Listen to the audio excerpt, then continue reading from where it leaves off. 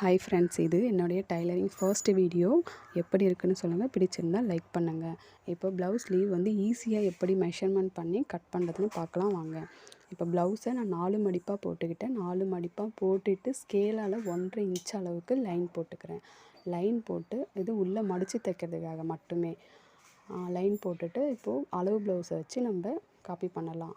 அந்த தையலுக்கு நேராக டாட் வச்சு மார்க் பண்ணிக்கணும். ஃபஸ்ட்டு தையலுக்கு நேராக மார்க் பண்ணிவிட்டு மேலேயும் அதே மாதிரி ஷோல்டர் பக்கத்தில் தையலுக்கு நேராக மார்க் பண்ணிவிட்டு அந்த மார்க் பண்ணது மேலே ட்ரா பண்ணிக்கலாம்.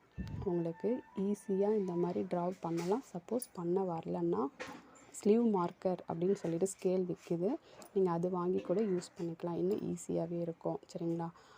மார்க் பண்ணிவிட்டு தையலுக்கு 1/4 இன்ச் அளவுக்கு கண்டிப்பாக விடணும்.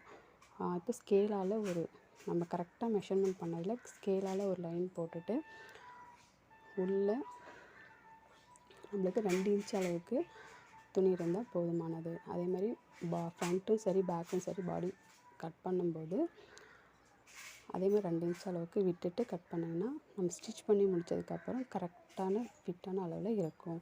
நம்மளுக்கு எக்ஸ்ட்ராஸ் துணிலாம் வராது. சரிங்களா?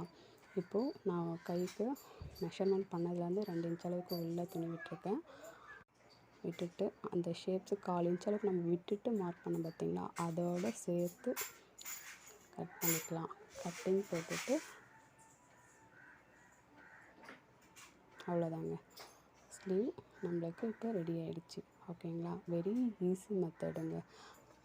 உங்களுக்கு மெஷர்மெண்ட் கரெக்ட் இன்ச் டேப்பால் மெஷர்மெண்ட் வேணும்னாலும் சொல்லுங்கள். இது வெரி ஈஸி. அதனால் ஃபஸ்ட்டு இந்த மெத்தட் நான் சொல்லிக் கொடுத்தேன். ஓகேங்களா?